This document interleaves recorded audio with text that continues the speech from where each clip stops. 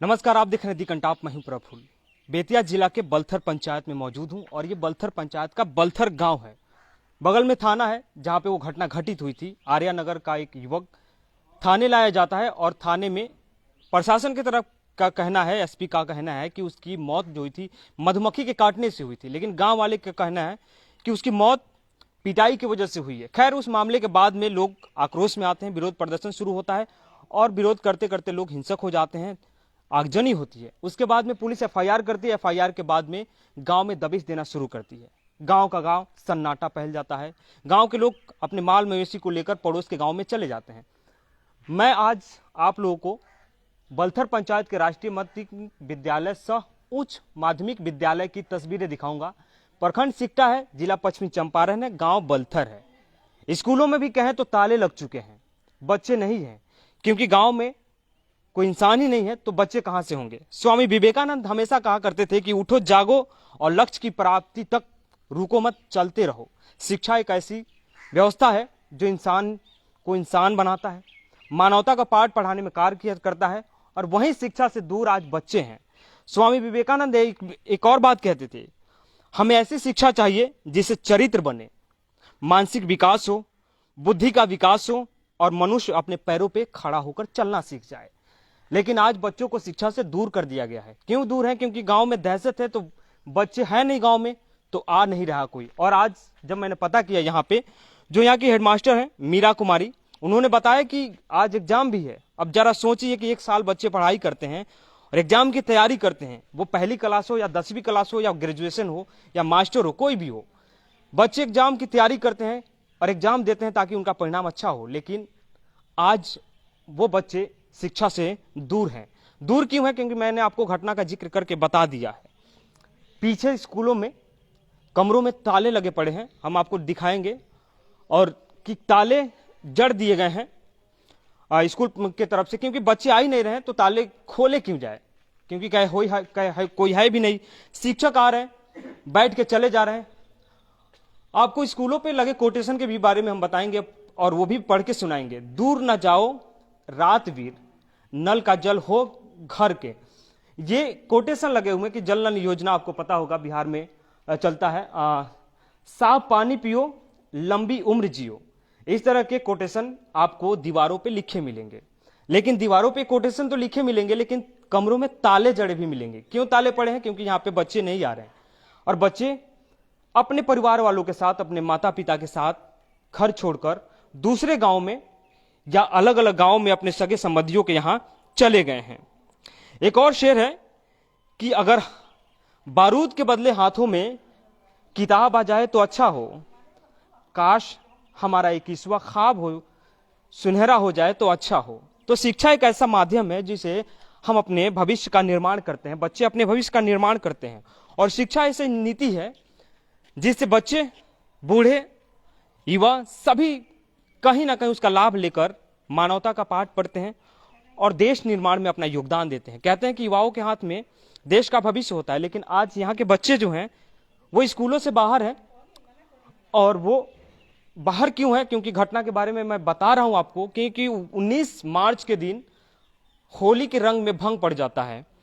आर्यानगर के एक युवक को सीओ वीडियो के द्वारा और स्थानीय प्रशासन के द्वारा, थाना के द्वारा हिरासत में लिया जाता है। हिरासत में लेने के चंद घंटे बाद उसकी मौत होती है। मौत के बाद में लोग प्रदर्शन शुरू कर देते हैं और प्रदर्शन देखते देखते उग्र हो जाता है।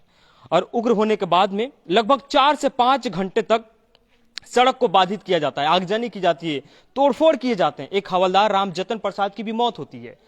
और उसके बाद लगभग 6 घंटे बाद जो पुलिस कैप्टन है पश्चिमी चंपारण के, उपेंद्र कुमार वर्मा, वो आते हैं और मामले को काबू करते हैं। एसडीएम, डीएसपी, तमाम आला अधिकारी आते हैं, उनके नेतृत्व में शांति बहाल की जाती है। उसके बाद पुलिस दबिश देना शुरू करती है गांव में और गांव के लोगों को हिरासत में लेती है। उस दिन भी कई लोगों को, 50-60 लोगों को हिरासत में ली गई थी।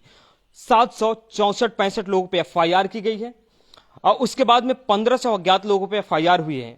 इस वजह से गांव वाले गांव छोड़ के चले गए हैं, क्योंकि उनको डर है कि कहीं पुलिस आके हमें ना उठा ले। और ये भी गांव वाले बता रहे हैं कि जब पुलिस गांव में आ रही है तो पूछ रही है उनके बच्चों का नाम, और कि आपके बच्चे का नाम बताइए, अपने परिवार के सदस्य का नाम बताइए, तो लोगों में ये डर है और पुलिस लगातार छानबीन कर रही है। खैर मामला छानबीन पे ही है, जांच पे है कि जांच में कौन दोषी पाया जाता है, कौन निर्दोष होता है, लेकिन उससे पहले पुलिस अपना कार्रवाई लगातार कर रही है और गांव गांव खाली करा दिए गए हैं। उसके बाद एक और कोटेशन हम आपको याद दिला दें, सर्वपल्ली राधाकृष्णन का है कि शिक्षा का परिणाम एक मुक्त रचनात्मक व्यक्ति होना है जो ऐतिहासिक परिस्थितियों और प्राकृतिक आपदाओं के विरुद्ध लड़ सके, यानी ऐतिहासिक और प्राकृतिक आपदाओं के विरुद्ध लड़ सके। लेकिन उस शिक्षा से बाधित कर दिया गया है बच्चों को। क्यों बाधित किया गया है? घटना वही है और गांव के लोगों को आज मौजूदा विधायक जो है वीरेंद्र गुप्ता, मौजूदा मुखिया हैं सुनील कुमार सिंह, वो आए और गांव के लोगों को विश्वास में लेने की कोशिश किया कि आप आइए और अपने बच्चों को भेजिए पढ़ने के लिए, आप अपना जीवन समान जो जीवन है उसको जीने की कोशिश कीजिए। लेकिन गांव वाले डर रहे हैं अभी भी। हम बात करेंगे यहाँ पे क्योंकि बच्चों के भविष्य की बात है और लगभग बताया जा रहा है कि इस उच्च माध्यमिक विद्यालय में फर्स्ट क्लास से लेकर 10th तक की पढ़ाई होती है, यानी पहली से लेकर 10वीं तक की, और लगभग 8 से 900 बच्चे यहाँ पे शिक्षा लेते हैं, तालीम हासिल करते हैं और तालीम याफ्ता हैं। लेकिन आज स्कूलों में नहीं है, स्कूलों में ताले पड़े हैं, शिक्षक उधर बैठे हैं और क्योंकि कोई है ही नहीं, परीक्षा भी है लेकिन बच्चे नहीं आ रहे हैं जो एग्जाम दे। यहाँ की जो हेडमास्टर है उनसे बात करेंगे, मीरा कुमार नाम है इनका, कि क्या ये लोग कभी गांव वालों से बातचीत किया, गांव की तरफ से कोई पहल ये लोगों ने किया या गांव के लोग आए इनके पास? क्योंकि बच्चों का एग्जाम होता है तो अक्सर परिवार वाले जाते हैं स्कूल में, क्योंकि शिक्षा हर कोई चाहता है कि सर्व शिक्षा अभियान, राइट टू एजुकेशन का भी सबको राइट है और कहा जाता है कि 14 साल तक के बच्चों को फ्री शिक्षा दी जाती है। लेकिन आज बच्चे शिक्षा से दूर हैं। आप हेडमास्टर हैं यहाँ की, ये बताइए पहले कि कितने बच्चे यहाँ पढ़ते हैं और कितने टीचर हैं? कितने शिक्षक कितने हैं? 11 है। 11 है।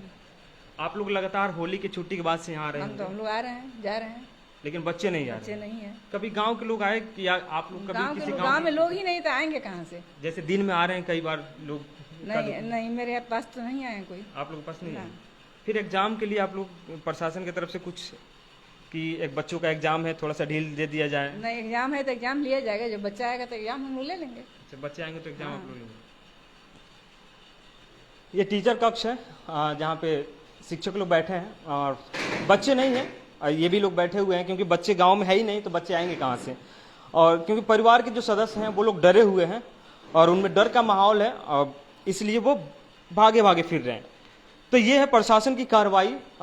एक तरफ से देखा जाए तो एक तरफा ही कहा जाएगा क्योंकि जांच का विषय होता है, पोस्टमार्टम रिपोर्ट भी आना बाकी है और छानबीन होती है और कई बार कहा जा रहा है कि जांच कमेटी बनाई जाएगी और जांच में जो दोषी होंगे उनको सजा दी जाएगी। लेकिन उसके साथ साथ जो निर्दोष लोग हैं वो भी कहीं ना कहीं इसका यातना झेल रहे हैं, शिकार हो रहे हैं और उसके वजह से उनके बच्चे भी शिक्षा से दूर हो रहे हैं।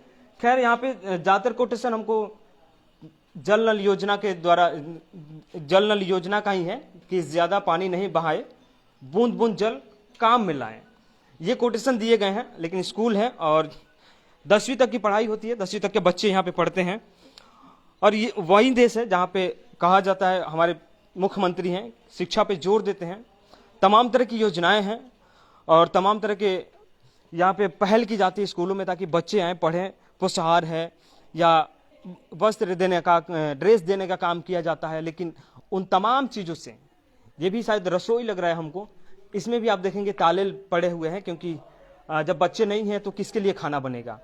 तो ये पूरा उच्च माध्यमिक विद्यालय बलथर है और राजकीय उच्च माध्यमिक विद्यालय बलथर है, ग्राम पंचायत बलथर है, प्रखंड सिकटा है और जिला पश्चिमी चंपारण है।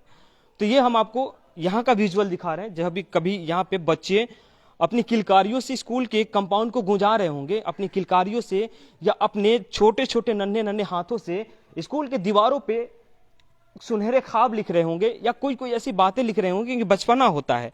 लेकिन आज स्कूल वीरान पड़ा है, कोई नहीं है यहाँ पे, बच्चे भी नहीं हैं और ना ही आने को कोई तैयार है क्योंकि उनके परिवार वालों को डर है। तो परिवार वाले भागे हैं तो गांव के बच्चे भी भाग गए हैं उनके साथ में। कई ग्रामीण कह रहे हैं कि हमें डर है और डर इस बात का है कि पुलिस लगातार बिना छानबीन के सबको दोषी करार दी है और कार्रवाई कर रही है। खैर हम चलते चलते आपको यही कहेंगे कि इस वीडियो को अगर आप देख रहे होंगे तो ज़्यादा से ज़्यादा शेयर कीजिएगा। क्यों शेयर कीजिएगा? क्योंकि हमारे सुशासन बाबू तक ये पहुंचे, हमारे जो यहाँ के स्थानीय जिला के जो प्रशासनिक लोग हैं, एसपी, डीएसपी, डीएम साहब हैं, वो संज्ञान में ले और कम से कम यहाँ पे आके प्रशासन के द्वारा ये अनाउंस तो जरूर कराया जाए कि आप लोग आइए, गांव में सामान्य जीवन जिए और अपनी जिंदगी को आगे बढ़ाइए, अपने बच्चों को स्कूल में भेजिए ताकि वो पढ़ें, क्योंकि बच्चों का मुस्तकबिल खराब हो रहा है, बच्चों का भविष्य खराब हो रहा है और बच्चे पढ़ेंगे नहीं तो शायद हो सकता है कि वो बच्चे वही होंगे जो वहां पे उस दिन उपद्रव किए थे। बच्चे वो हो जाएंगे जो वो नहीं बनना चाहते हैं। और शिक्षा एक ऐसी चीज है कि जोत जलाने का काम करता है, मशाल का काम करता है, और शिक्षा से ही अज्ञानता को दूर भगाया जाता है, अंधकार को मिटाया जाता है। इसलिए शिक्षा बहुत जरूरी है। तो स्कूल को बहाल करने की कोशिश जरूर कीजिए।